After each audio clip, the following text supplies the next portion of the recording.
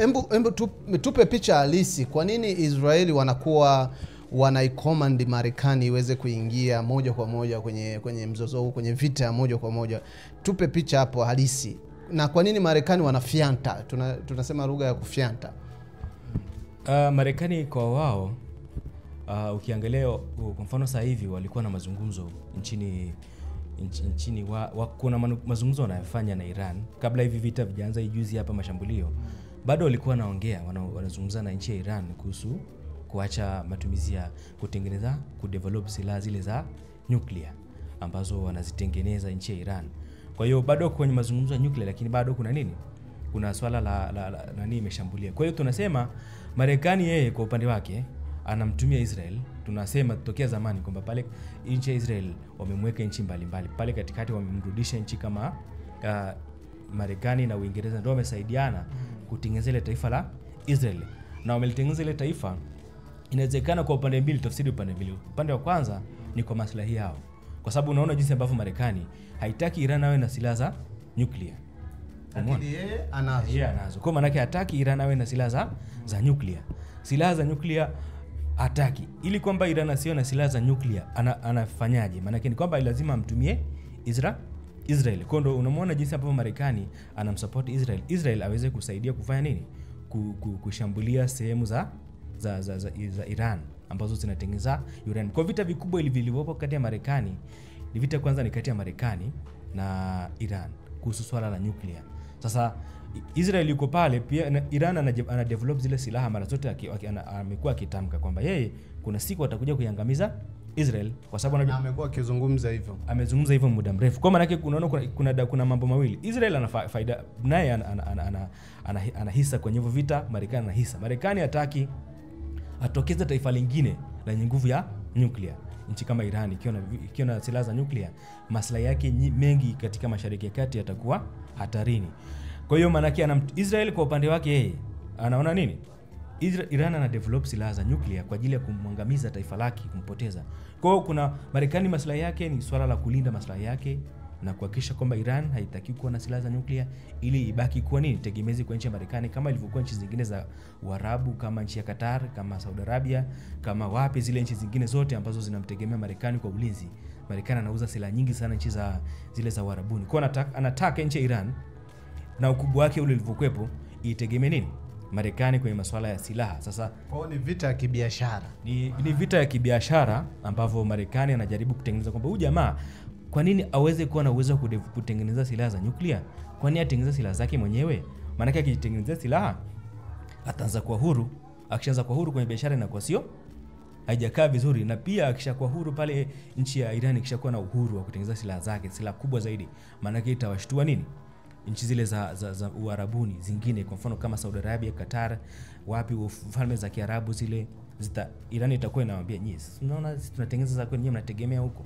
Kwa maana yake ni kwamba Marekani anataka nchi ya Iran kwa namna yoyote ile isiyo na uwezo wa kutengeneza silaha, na isiyo na uwezo wa kutengeneza silaha, na isiyo na uwezo wa kutengeneza mabomu ya nyuklia na makombora ya masafa marefu, ili kwamba iweze kuitegemea nchi ya Marekani, na ili kwamba nchi, kwa sababu Iran ikiwa kishategemea Marekani, nchi zote za Uarabuni za Mashariki ya Kati zitategemea Marekani kwa silaha za biashara silaha, biashara kubwa sana duniani.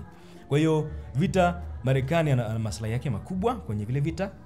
Anataka Iran naye awe mtegemezi kwake, lakini pia kwa sababu Iran akishajitegemea atawafumbua macho wenzao wa Arabu wengine ambao Marekani ashaweka chini yake. Kwa hiyo anataka huyu ambaye anainuka arudi chini. Na Israel kwa upande wake ana maslahi, anapambana kuhusu kuishi, yani kwake yeye tunasema ni survival, ni swala la kifo na uhai. Kwamba Iran akishakuwa na silaha za nuclear anajua wewe ni wakala wa Marekani hapa, unalinda maslahi yake hapa, mimi nakuteketeza kwanza wewe. Kwa Israel yeye upande wake anapambana kuhusu uhai, lakini Marekani anapambana kuhusu biashara yake. Asitokee mtu mwingine na nguvu pale. Kwa hiyo ni mambo ambayo yana maslahi. Ndio maana unaona nchi zote hizi mbili kwa kweli zinashirikiana pakubwa sana kwenye swala la vita hivi vya nani? Vya Iran. Na nafikiri mashirika haya mawili ya Mossad ya Israel na CIA ya Marekani zinashirikiana pakubwa sana kuhakikisha kwamba wanaweza kujua nani anatengeneza, nani mwenye formula za kutengeneza atomic bomb na kutengeneza zile makombora ya masafa marefu, na nani ambaye yuko kwenye chain of command na nguvu. Kwa hiyo wanashirikiana sana kupata hizo taarifa na kushambulia. Wao target yao sio wananchi wa Iran, ila wanajua kuna watu wana akili hawa watu. Waliwezaje kuiconvert vita kiuchumi, vita kibiashara, kuileta katika namna ya udini ndani yake? Yani iliweze Mashariki ya Kati, yani wamewezaje zile nchi Irani, Palestine, Israeli, imewezekanaje kuitengeneza hiyo kuja kwenye, yani watu huko Afrika na mataifa mengine wanaitazama ile vita kama vita ya kidini, lakini ndani yake ni vita kiuchumi? Kwa nchi ya Marekani, kwa wao hakuna swala la dini, wanapambana kuhusu biashara, ni swala la biashara. Kama tulivyoona kwamba hawataki nchi ya Iran wao watengeneze silaha ili kwamba wao ndio waiuzie silaha Iran. Lakini pia kama Iran ataweza kutengeneza silaha, atajitegemea kwa silaha, atawafumbua macho Waarabu wengine ambao wako Middle East, wako Mashariki ya Kati kama Saudi Arabia, kama Qatar, ambao Marekani ndio kila kitu kuhusu ulinzi wao. Kuwait ndio Marekani anawalinda. Kwa hiyo atawashtua. Na wale jamaa wakishtuka wananunua silaha nyingi sana kutoka Marekani. Ndege, makombora, kila kitu wananunua kutoka Marekani. Kwa hiyo Marekani ana maslahi yake kibiashara. Iran kwa upande wao, yeye yuko na pande mbili. Ni swala la kwamba ni dini yake ya Uislamu ndio dini ambayo inatakiwa kutawala pale nchini kwao, lakini pia na majirani zake ambao ni Waislamu wasipatwe na shida yoyote. Lakini pia maslahi ya kibiashara kwamba tunapaswa kujitegemea kwa silaha, ili kwamba tusimtegemee mtu atutengeneze silaha. Huyo mtu siku akikasirika vipi, tutajilinda vipi na yeye? Maana yeye ndo anatuzia. Tuna uhakika kwamba kesho na kesho kutwa tutakuwa naye marafiki. Siku kama akikatisha kutuzia silaha na akitaka vita na sisi, itakuwa vipi? Kwa iko namna hiyo. Lakini kwa kwetu sisi huku mbali tunaiangalia kwa namna nyingi. Namna ambayo tunaangalia watu wengi ni swala la kwamba kuna udini, ni udini hasa. Ushabiki wetu sisi umekaa kidini sana. Ushabiki wetu umekaa kidini, lakini wenzetu pale kuna ambao kwa kidini, wengine kwa biashara. Wengine kama Israel wao kwao ni swala la kufa kupona. Kwamba tukizembea Iran akawa na silaha za nyuklia, atatushambulia, atamaliza nchi yetu. Na ni nchi kadogo.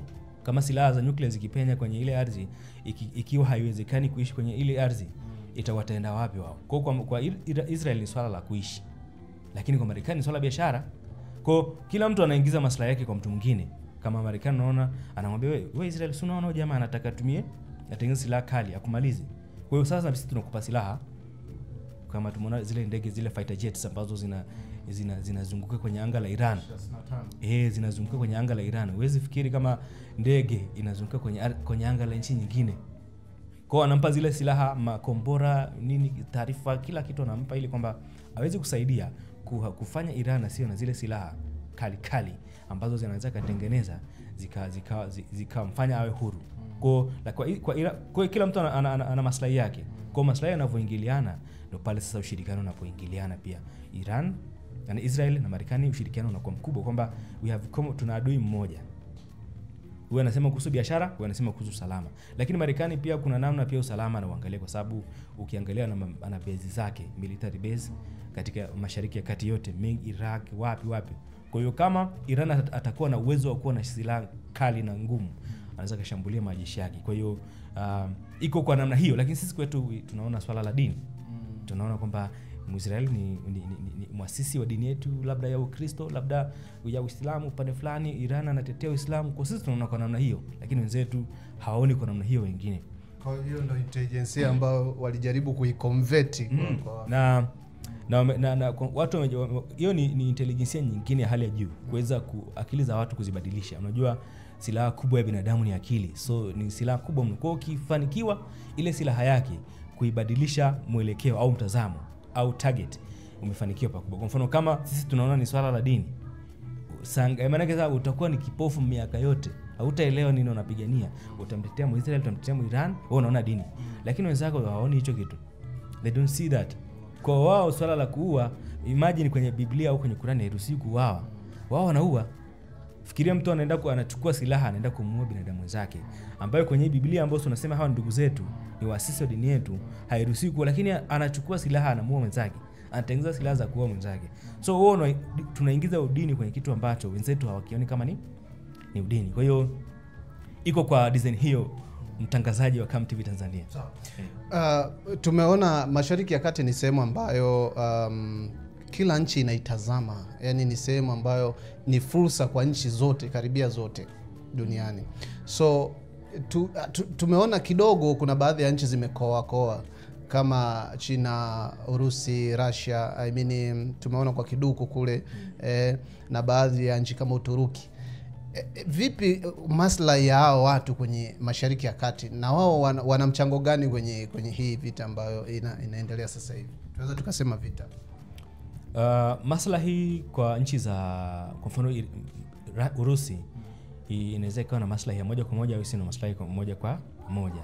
Kwa mfano kama Iran pale ni mshirika wa Urusi, na China kwa kawaida yake yeye hajali mambo yako, anajali mambo yake, he don't care. Wewe mpigane msipigane, wala hata hajatoa tamko hadi sasa hivi, hajali kuhusu mambo yenu. Nyie piganeni uaneni, yeye anachojali ni swala la biashara yake. Lakini Urusi ndio kidogo anamuona kidogo kuna anajadiliana. Kama jana tulimsikia rais wa Marekani anasema nimezungumza na rais Vladimir Putin, tumezungumzia kuhusu mgogoro wa Ukraine, lakini pia tumezungumza kwa urefu kuhusu mgogoro wa Israel na Iran, akitaka vita hivi vifike mwisho kwa sababu kunakuwa na hatari kubwa huko mbeleni. Kwa hiyo kuna maslahi mengi sana pale Mashariki ya Kati. Kwa mfano tukiangalia upande wa uchumi, kuna maslahi makubwa. Kuna maslahi makubwa ya kiuchumi. Uchumi wa dunia unaendeshwa na energy. Tunasema ni nguvu, ni nishati. Kuna nishati kubwa sana pale Mashariki ya Kati. Ukiangalia kwa mfano kama ile uranium ambayo Iran anaichimba, ile uranium ukiacha kuwa ni silaha, ni kubwa sana. Inatumika kuzalisha umeme mkubwa kuliko hata maji, kuliko hata jua, kuliko nini. Kwa hiyo ni madini ambayo yakibadilishwa yanakuwa umeme mkubwa. Mashariki ya Kati yote imejaa mafuta ambayo ndio yanaendesha uchumi wa dunia. Unaangalia kwa mfano hivi vita wameanza juzi, wameanza jana. Tatuiti ni vita lakini mapambano. Bei ya mafuta imeshoot kutoka imepanda. Bei ya mafuta imepanda ghafla. Kwa unaona jinsi ambavyo kuna maslahi makubwa sana ya kiuchumi katika ile sehemu ya Mashariki ya Kati. Ndio maana unashangaa Marekani kwa nini anawekeza nguvu kubwa sana kwenye Mashariki ya Kati. Yes, swala dini kwa kesho kipaumbele cha kwanza, ni swala lingine liko ndani kidogo, lakini anaweza kutumia kama silaha hilo swala la dini. Ila maslahi yake makubwa ni ile energy kubwa ambayo imejaza Mashariki ya Kati pale. Lakini sisi wengine tunaona swala okay, asante. Endapo kama Marekani wakiingia moja kwa moja vitani, moja kwa moja, achana na hii ya kumsaidia Israeli, wakiingia moja kwa moja, unadhani nchi zingine zitaingia kuja kumsaidia Iran? Itakuwa ni ngumu, japo Marekani kwa mfano ikitokea kambi zake zitashambuliwa ambazo ziko karibu pale, ziko Iraq, ziko wapi, zikishambuliwa, kwa jinsi ambavyo tunamfahamu Rais Donald Trump hana swala la kujiuliza mara mbili, Marekani ataingia moja kwa moja vitani. Kwa swala ambalo Iran anapaswa kulifanya kwa nguvu zote ni kutokuingilia maslahi ya Marekani ili vita visipanuke zaidi, kwa sababu akishapanua vita tena na Marekani itakuwa ni ngumu, itakuwa ni vita vigumu, na ikishakuwa kubwa kiasi hicho anaweza kaanza kuingia sa Urusi, China. China simtaraji kama anataka kuingia kwenye vita, hana muda. Kidogo nimemwona kidogo anaweza kaingia kwa sababu tumeona ameingia vita vya Ukraine, lakini Urusi anaweza akasaidia, lakini tunamwona kama sasa hivi yuko neutral, anataka vita viishe, hataki mapambano endelee. Lakini baadaye kama Marekani atajiingiza, sidhani kama atabaki nyuma kutokumsaidia Ukraine Iran, kwa sababu yeye amemsaidia sana kwenye vita vyake vya Ukraine. Kwa hiyo ni vita ambavyo vikipanuka upande wa Marekani vitakuwa vibaya zaidi. Kama Iran itashambulia kambi za kijeshi za Marekani, itakuwa ni vita vibaya, kwa sababu kiangalia ile nchi ya Iran wameizunguka, yani kambi nyingi za kijeshi za Marekani. Marekani hakuna silaha itaenda Marekani kule. Hii kitu ufahamu tu. Wana kambi nyingi sana za kijeshi. Ulaya pale, kuna kambi nyingi sana pale Middle East. Kwa nchi yenyewe imezungukwa hivi Iran na makambi kutoka nchi za jirani ya kijeshi. Kwa hiyo vita vitapambano kwa kambi za majeshi na nchi. Sasa inakuwa ni vita vibaya. Kwa hiyo vita vinaweza Marekani sidhani kama ataingia, na nafikiri Iran pia itajizuia sana kuishambulia kambi yoyote ya Marekani, kwa sababu vita vya Marekani sasa hivi vitakuwa mbaya, kwa sababu rais ambaye yuko madarakani hajiulizi mara mbili kwenye swala la kupigana. Na kwanza anatamani apate namna ataingiaje amsaidie Israel, anatafuta namna yote ile aguswe tu kidogo naye apate sababu ya kuingia, kwa sababu sasa hivi hana sababu ya kuingia, japo tuna uhakika kwamba anamsaidia pakubwa sana kwenye swala la intelligence, swala la silaha kama hizo za fighter jet hizo Dash 70 zile fighter jets za kisasa kabisa na silaha nyingi wanamsaidia kijeshi. Lakini vita vya moja kwa moja sitarajii. Okay, turudi hapa kwenye Irani na Irani na Israeli. Uwezo wa Irani umejificha kwa muda mrefu, na pia tunajua mchango mkubwa wa Marekani kwa Israeli ni mkubwa. Irani tunaweza tukaitazama kama nchi ya namna gani kwenye uwezo wa kijeshi, hasa kwenye silaha na mambo mengine ya kivita? Aslan, Iran ni nchi ambayo imeendelea kwenye masuala ya kivita. Hata ukienda kuangalia kwenye zile listi za nchi ambazo ziko vizuri kijeshi, Iran iko kwenye nafasi ya juu sana. Na ina silaha za kisasa kabisa za kivita. Kama unaona hiyo makombora ya masafa marefu kama inavyotoka, unajua kutoka Iran kwenda Marekani, kwenda Israeli ni umbali mrefu sana. Kwa hiyo kama anatoa makombora kutoka kule anayepeleka hadi Israeli ni umbali mrefu, na ni makombora ambayo unashangaa ile system ya ile tunasema ni zile Iron Domes, David Slings, zile tunasema ni zile system za kuzuia makombora ya Israel inazidiwa, mpaka unashangaa makombora yanashuka. Kama jana tumeona mji wa Haifa, mji wa bandari umeshambuliwa pakubwa sana. Silaha nyingi makombora mengi yameshuka katika mji wa Tel Aviv. Makazi ya watu yameshambuliwa, za mafuta zimeshambuliwa, stations za kusafisha mafuta zimeshambuliwa. Kwa hiyo unaona uwezo wake kijeshi ni mkubwa haswa. Ni mkubwa kwa sababu wanatengeneza drones zile drones ambazo kama vita vya Ukraine yenyewe alikuwa anatoa drones. Kutengeneza drones ambazo zinaweza kushambulia ni teknolojia nyingine kubwa ambayo Iran anayo. Kwa hiyo Iran ni nchi ambayo na uzuri wa Iran anashirikiana na nani? Na Mrusi kwa teknolojia. Kwa mfano hata hizo formula za kutengeneza silaha za atomic nuclear. Na kuna namna ambavyo Urusi amemsupport hawa na sayansi wake ambao wanatengeneza silaha za nuclear, amesupportiwa na Mrusi kwenye formula za kutengeneza silaha.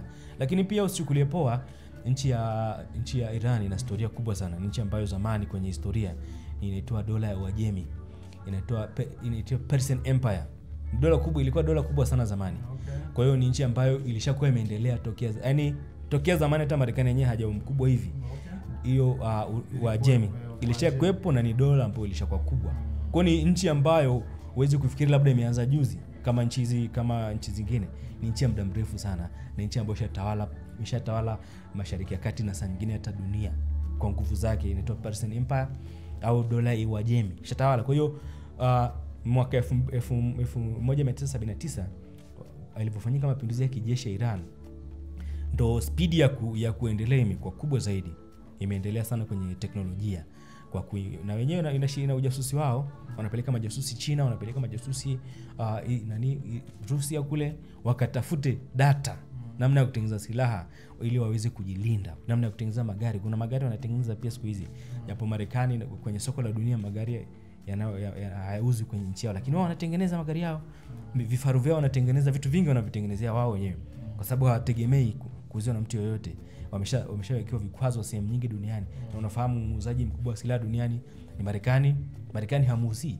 Na Urusi pia hana ule urafiki ambao unasema ni urafiki wa kushikana sana na Iran. Ni urafiki wa kimaslahi, kwamba mimi umenisaidia hapa, mimi nakusaidia pale. Lakini ule urafiki wa kusema na kila cha kwangu ni cha kwako kama Israel na Marekani walivyokuwepo, ule urafiki haupo. Kwa hiyo yeye ndo anajitegemea. Ni dola kubwa kutoka zamani, na ni bado ni dola kubwa, na nchi ambayo bado ni kubwa na nguvu.